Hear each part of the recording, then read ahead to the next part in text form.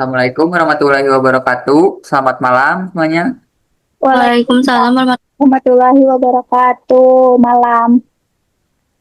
Pada pertemuan ketiga di sini kita akan menjelaskan tentang motivasi kerja. Baik, sebelum lanjut pada materi, saya akan memberikan soal pretest terlebih dahulu.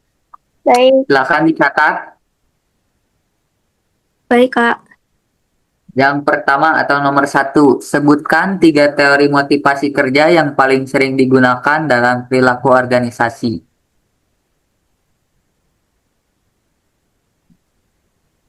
Lanjut, nomor dua, jelaskan perbedaan motivasi intrinsik dan ekstrinsik.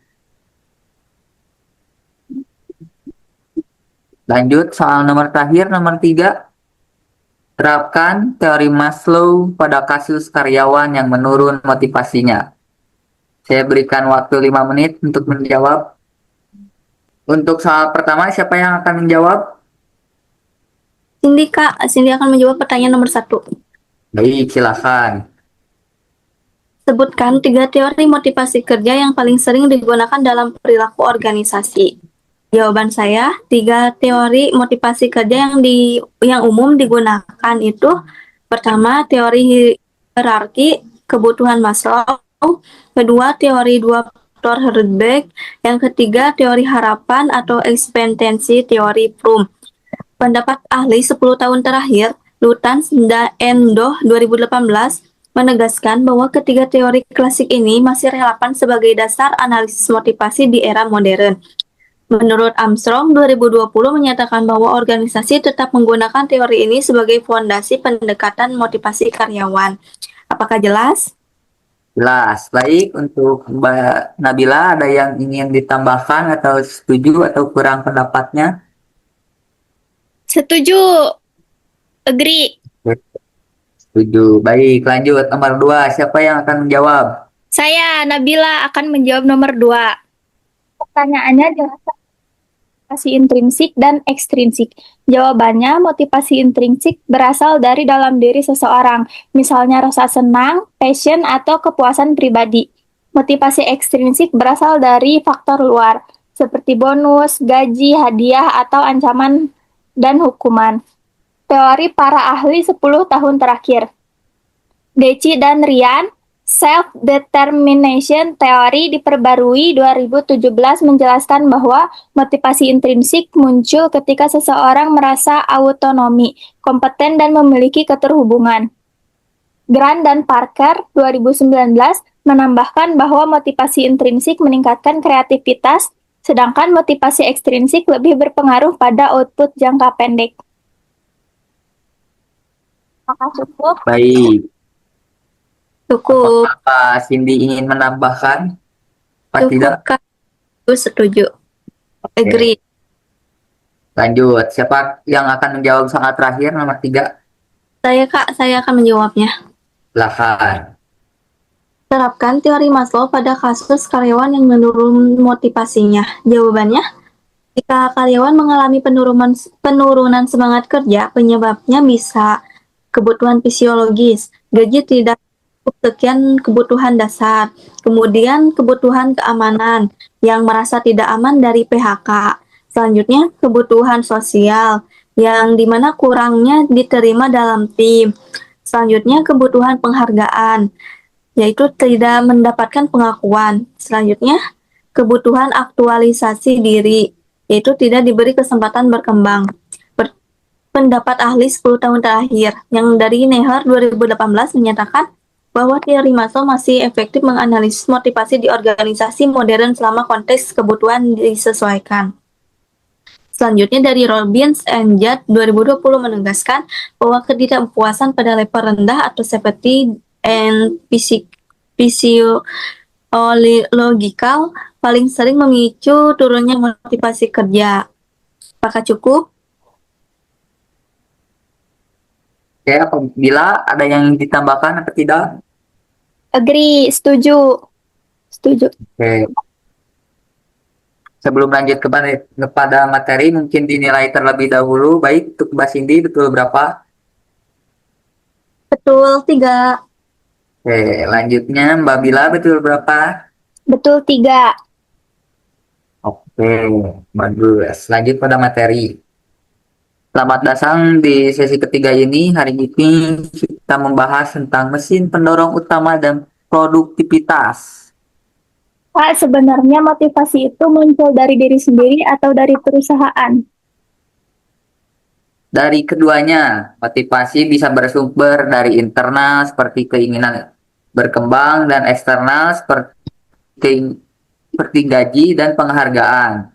Teori Maslow menjelaskan kebutuhan manusia bertingkat dari dasar sampai aktualisasi diri. Maaf Kak, kalau Herzberg yang dua faktor itu gimana Kak?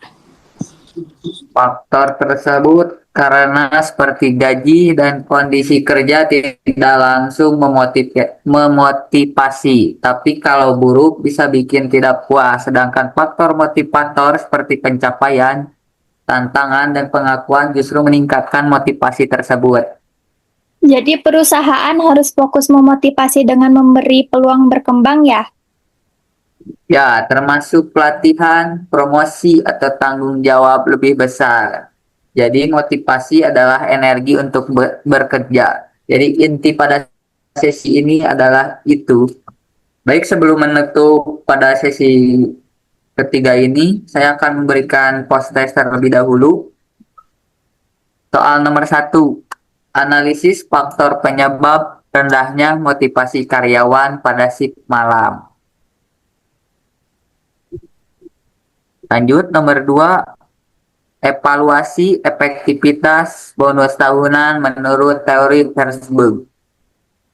Untuk yang terakhir, buatkan program motivasi untuk karyawan generasi Z di startup. Jelas? Saya berikan waktu 5 menit untuk menjawabnya. Silakan. Baik, siapa yang akan menjawab post test nomor 1? Saya, Nabila, akan menjawab post test nomor 1. Boleh, silakan. Pertanyaannya, analisis faktor penyebab rendahnya motivasi karyawan shift malam.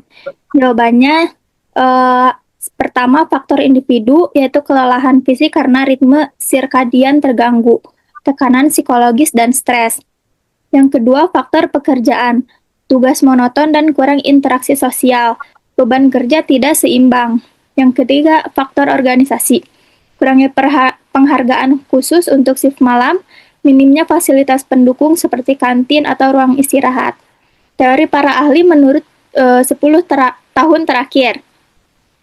Slamul dan Riel 2017 menjelaskan bahwa pekerjaan shift malam lebih rentan kelelahan sehingga motivasi menurun karena disruption of circadian rhythm.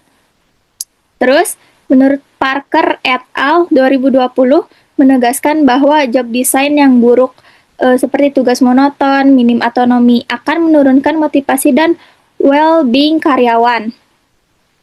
Cukup. Baik, dari Mbak Cindy, setuju atau tidak setuju? Setuju, agree. Baik, lanjut pada soal nomor 2. Saya akan jawab. Cindy Kak, menjawab nomor 2. Silahkan.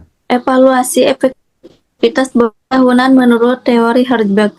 Jawabannya, bonus termasuk faktor higienis dalam teori Herzberg, artinya bonus tidak mencegah ketidakpuasan, tetapi tidak menjamin peningkatan motivasi jangka panjang karena motivator utama adalah pengakuan, tanggung jawab, dan pencapaian. Kesimpulan dari evaluasi ini yaitu strategi bonus tahunan efektif untuk jangka pendek tetapi tidak cukup kuat untuk meningkatkan motivasi jangka panjang. Dan menurut Pak ahli 10 tahun terakhir dari Minar 2017 menegaskan bahwa motivator utama adalah pengalaman kerja yang bermakna, bukan uang semata. Herzberg teori yang dianalisis ulang oleh Alsemeri 2017 menunjukkan bahwa faktor higienis seperti bonus hanya menurunkan ketidakpuasan, bukan meningkatkan motivasi intrinsik. Apakah jelas? Cukup? Jelas. Apakah Mbak Nabila ingin menambahkan atau setuju? Cukup, setuju. Oke, baik. Siapa yang akan menjawab soal terakhir? Saya, Nabila, akan menjawabkan soal nomor terakhir. Silakan. Pertanyaannya, buat program motivasi untuk karyawan Gen Z di startup. Jawabannya, program motivasi, program pengembang skill seperti workshop, sertifikasi, dan mentoring. Terus sistem penghargaan digital, yaitu poin apresiasi, leaderboard, dan reward fleksibel. Ketiga, fleksibilitas kerja, opsi WFH, dan jam kerja fleksibel.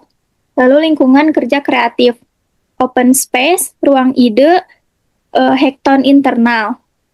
Terus karir fast track, jalur kenaikan jabatan berbasis kinerja. Alasannya, Gen Z menyukai pekerjaan yang fleksibel, berkembang cepat, dan punya makna. Mereka termotivasi oleh feedback langsung dan kesempatan belajar. Pendapat ahli 10 tahun terakhir, si Miller dan Grace 2019 menyebutkan bahwa Gen Z lebih termotivasi oleh opportunity to grow dan work-life balance. Terus, Twench 2020 menegaskan bahwa Gen Z membutuhkan fleksibilitas, teknologi pendukung, dan umpan balik cepat untuk menjaga motivasi kerja. Terus, Garton 2023 menambahkan bahwa Gen Z tertarik pada lingkungan kerja, kolaboratif, dan tujuan sosial organisasi. Cukup. Baik, Mbak Cindy ada tambahan atau setuju? Terus cukup. Baik, sebelum menutup pada pertemuan ketiga ini, saya akan nilai terlebih dahulu. Mbak Cindy, betul berapa? Benar 3, benar semua. Oke, baik. Mbak Nabila, Benar 3. baik. Di sini saya akan menutup pada pertemuan ketiga tentang motivasi kerja. Terima kasih karena telah mengikuti pada pertemuan ini. Selamat malam. Malam Kak, terima kasih. Terima kasih.